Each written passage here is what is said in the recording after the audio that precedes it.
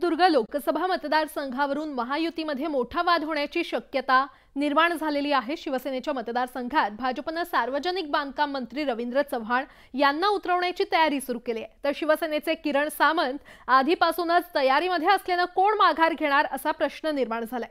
दरम्यान आधी आक्रमक भूमिका घेणाऱ्या किरण सामंत यांनी नंतर समन्वयाची भूमिका घेतली आहे। पाहूयात।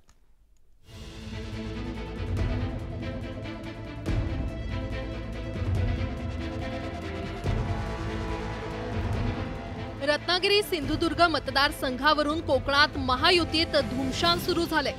उद्योग मंत्री उदय सामंत यांनी त्यांचे बंधू किरण सामंत हे शिवसेनेच्या तिकिटावर लढणार असल्याचं आधीच जाहीर केलंय। किरण सामंत यांनी देखील किरण सामंतांना रोखणार कोण असा थेट इशारा स्टेटसच्या माध्यमातून विरोधकांना दिला। वर्षानुवर्ष युतीत या मतदारसंघातून शिवसेनेनं विजय मिळवलाय, मात्र आता रवींद्र चव्हाणांच्या रूपानं तगडा उमेदवार उतरवून भाजपचा झेंडा रोवण्याची तयारी सुरू झाली आहे। त्यामुळे शिवसेनेच्या गोटात दाणादाण उडाली आहे। सर्वप्रथम नवीन वर्षाच्या शुभेच्छा। रवींद्र चव्हाण हे महायुतीतलेच आहेत आणि ते मला मोठ्या भावासारखे आहेत। रवी चव्हाण जरी उभे राहिले तरी मी त्यांचा प्रचार जोरात करेन। बघा, प्रत्येकाला आपापली उमेदवारी मिळावी म्हणून प्रयत्न करत असतात। कुणीतरी मला सुद्धा या सगळ्या मी रेसमध्ये आहे याची दखल घ्यावी त्या पद्धतीने त्यांनी सुद्धा केलेलं आहे।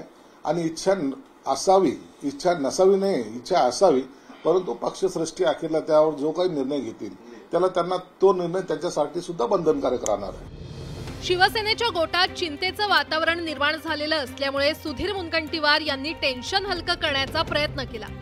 जागा वाटपाबाबत कोणताही निर्णय झाला नसल्याचं मुनगंटीवार यांनी सांगितलं। अशी कोणतीही तयारीचे आदेश दिले नाही। आमची परवाच कोर टीम झाली आणि पुढे भविष्यात एकत्र बसून सर्वे केला जाईल। प्रत्येक जिल्ह्यात 14 तारखेला आम्ही एकत्रीकरण करतोय आणि स्पष्ट दिशा त्यामध्ये होईल। आता कोण उभा राहील हे महत्त्वाचं नाही। महायुतीत वाद सुरू झाल्यानं शिवसेना ठाकरे गटानं तत्परतेनं त्यात तेल ओतण्याचा प्रयत्न केला। महायुतीत असंच होणार हे आधीच सांगितलं होतं याची आठवण अरविंद सावंत यांनी करून दिली। हे इथंच नव्हे, अनेक हे जे गेलेत ना गद्दार, त्या सगळ्या गद्दारांना 99.99% उमेदवारी मिळणार नाही। रात दिलीच कुणाला तर कमळावर उभं राहा म्हणून सांगतील।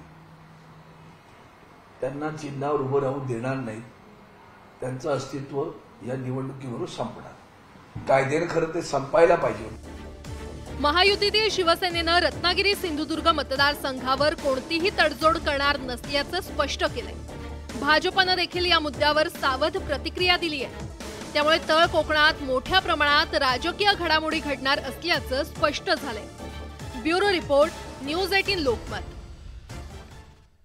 शिवसेना पक्ष फुटीनंतर शिंदे गट आणि ठाकरे गटात सध्या शिवसेना कार्यालयावरून मोठा राडा बघायला मिळतोय। दोन्ही गटांकडून प्रत्येक जिल्ह्यातील शिवसेना कार्यालयावर दावा सांगितला जातोय। यातच